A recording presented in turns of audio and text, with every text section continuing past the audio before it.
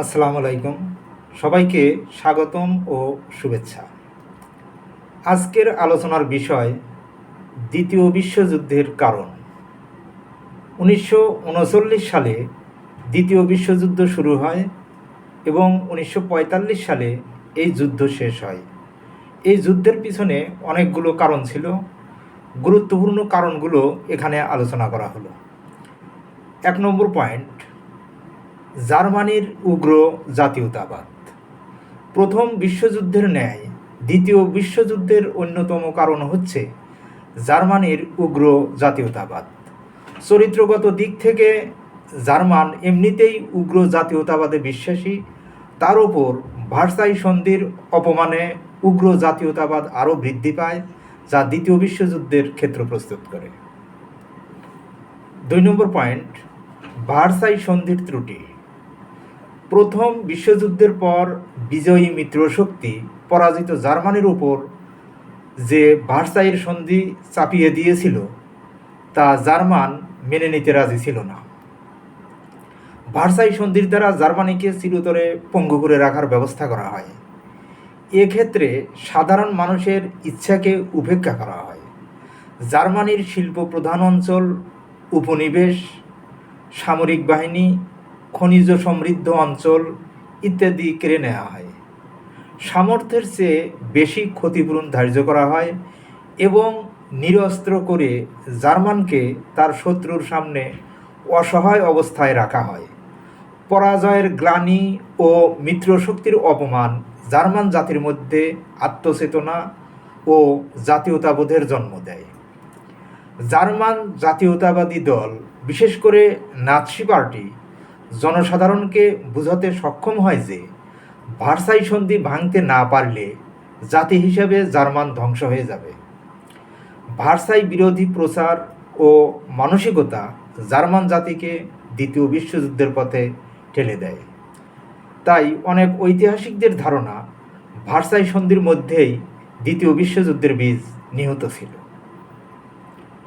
3 নম্বর point, প্রজাতন্ত্রের ব্যর্থতা। প্রথম বিশ্বযুদ্ধোত্তর জার্মানির সরকারে থাকা ওয়েমার বা ভাইমার প্রজাতান্ত্রিক সরকার জনসাধারণের আস্থা হারায়।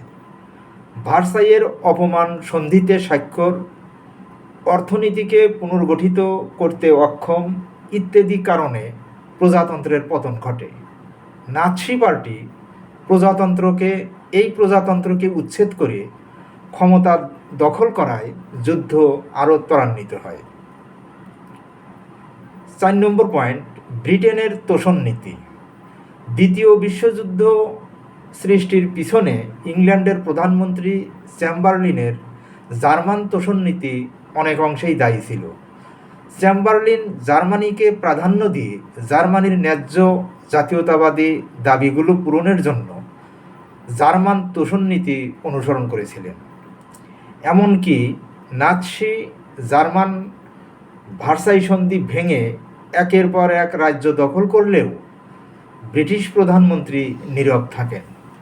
ফলে খুব দ্রুত বিশ্ব দ্বিতীয় বিশ্বযুদ্ধের দিকে এগিয়ে যেতে থাকে। 5 নম্বর পয়েন্ট, স্পেনের গৃহযুদ্ধ। স্পেনের গৃহযুদ্ধকে দ্বিতীয় বিশ্বযুদ্ধের মহড়া বলা হয়। 1936 খ্রিস্টাব্দে স্পেনের গৃহযুদ্ধে ক্ষমতাসীন প্রজাতান্ত্রিক সরকারকে টিকিয়ে রাখতে সোভিয়েত ইউনিয়ন, ব্রিটেন ও ফ্রান্স অংশ নেয়। অন্যদিকে বিদ্রোহী জেনারেল ফ্রাঙ্কোর নেতৃত্বে সেনাবাহিনীর একটি অংশকে ক্ষমতায় বসাতে ফ্যাসিস্ট ইতালি, নাৎসি জার্মান এগিয়ে আসে। সুতরাং এই গৃহযুদ্ধে যে দুটি পক্ষ অংশ নিয়েছিল তা পরবর্তীতে মহাযুদ্ধেরই একটি মহড়া হিসাবে দেখা যায়। 6 নম্বর পয়েন্ট, বিভিন্ন দেশের সামরিক আয়োজন তথা সাম্রাজ্যবাদ নীতি গ্রহণ। দেশে দেশে সামরিক প্রস্তুতি দ্বিতীয় বিশ্বযুদ্ধকে স্বাগত জানায়। 1935 খ্রিস্টাব্দে জার্মানিদের সেনাবাহিনীতে যোগদান বাধ্যতামূলক করা হয়। জাপান ও ইটালি সমরসজ্জার আয়োজন করে। ফ্যাসিবাদ ইতালি নাৎসিবাদ জার্মানি এবং সমরবাদী জাপান বিশ্ব প্রভুত্ব প্রতিষ্ঠায় নিজেদের প্রস্তুত করে। পিছিয়ে থাকে না ফ্রান্স ও সোভিয়েত ইউনিয়নও। উভয় শক্তির সামরিক আয়োজনের ফলে বিশ্ব একটি সশস্ত্র সংঘর্ষের দিকে এগিয়ে যেতে থাকে এবং শেষ পর্যন্ত এটি দ্বিতীয় বিশ্বযুদ্ধে রূপ নেয়। 7 নম্বর পয়েন্ট, দ্বিতীয় বিশ্বযুদ্ধ সৃষ্টিতে হিটলারের দায়িত্ব। বেশিরভাগ ঐতিহাসিকগণ মনে করেন যে দ্বিতীয় বিশ্বযুদ্ধ সৃষ্টির জন্য হিটলার অনেক অংশে দায়ী। কেননা প্রথমত ভার্সাই সন্ধি লঙ্ঘন করার কারণে দ্বিতীয় বিশ্বযুদ্ধের দামামা বেজে ওঠে, আর এই সন্ধি ভঙ্গ করেছিলেন হিটলার নিজেই। দ্বিতীয়ত জার্মানির যে উগ্র জাতীয়তাবোধের জন্য যুদ্ধ শুরু হয়, সেই উগ্র জাতীয়তাবোধের উদ্যোক্তাও ছিলেন হিটলার। তৃতীয়ত জোট গঠন করে বিশ্ব দুটি শিবিরে বিভক্ত হয়, যে জোট দ্বিতীয় বিশ্বযুদ্ধকে ত্বরান্বিত করে। জার্মানি, ইতালি, জাপান এদের মধ্যে যে অক্ষশক্তি জোট গঠিত হয়েছিল তা সৃষ্টিতে হিটলারের অবদান ছিল বেশি। চতুর্থত হিটলার ক্রমে শক্তিশালী হয়ে উঠলে রাশিয়া সন্ধি গঠন করে জার্মানির সাথে অনাক্রমণ চুক্তি স্বাক্ষর করে। এভাবে শক্তি সমন্বয় করে জার্মান নেতা হিটলার বিশ্বশক্তিতে পরিণত হয়। হিটলার প্রথম বিশ্বযুদ্ধে পরাজয় এবং ভার্সাই সন্ধির অপমানের প্রতিশোধ নিয়েই ক্ষান্ত হননি। বিশ্বের সর্বত্র জার্মান জাতির মর্যাদা ও আধিপত্য বিস্তারে দৃঢ় সংকল্পবদ্ধ ছিলেন। এ কারণেই তিনি দুর্জন জার্মান বাহিনীকে বিশ্বজয়ের স্বপ্ন দেখিয়েছিলেন। তার সাম্রাজ্যবাদী নীতির চরম বিকাশ ঘটে বিনা অজুহাতে পোল্যান্ড আক্রমণ। তার ঔদ্ধত্যপূর্ণ সাম্রাজ্যবাদী নীতি এবং প্রথম বিশ্বযুদ্ধের প্রতিশোধ স্পৃহা ছিল দ্বিতীয় বিশ্বযুদ্ধের অন্যতম কারণ। সুতরাং হিটলারের আগ্রাসনের ফলে দ্বিতীয় বিশ্বযুদ্ধ শুরু হয়। পঞ্চমত, উইনস্টন চার্চিল বলেছেন, হিটলারের লক্ষ্য ছিল ইউরোপে জার্মান আধিপত্য স্থাপন এবং ইউরোপের প্রধান শক্তিগুলোকে ধ্বংস করা।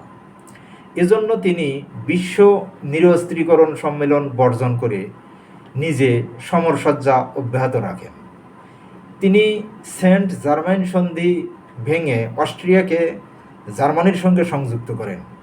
পোল জার্মান অনাক্রমণ চুক্তি 1934, মিউনিক চুক্তি 1938 এবং রুশ জার্মান অনাক্রমণ চুক্তি তিনি সুবিধাজনক সময়ে ভেঙে ফেলেন। এ সকল চুক্তি ছিল তার 1 by 1 পলিসি বা একের পর এক নীতি, যা তার আগ্রাসী মনোভাব প্রকাশ করে। অতএব এই আলোচনা থেকে এটাই প্রতীয়মান হয় যে অনেকগুলো কারণের পরিপ্রেক্ষিতেই দ্বিতীয় বিশ্বযুদ্ধ সংঘটিত হয়েছিল। তবে ভার্সাই সন্ধির মধ্য দিয়ে জার্মানিতে যে উগ্র জাতীয়তাবাদের সৃষ্টি হয়েছিল তা কাজে লাগিয়ে হিটলার দ্বিতীয় বিশ্বযুদ্ধ শুরু করেছিলেন। এই আলোচনা থেকে আমরা দ্বিতীয় বিশ্বযুদ্ধের কারণগুলো সম্পর্কে জানলাম। সবাইকে ধন্যবাদ জানিয়ে এখানেই শেষ করছি। আসসালামু আলাইকুম ওয়া রাহমাতুল্লাহ।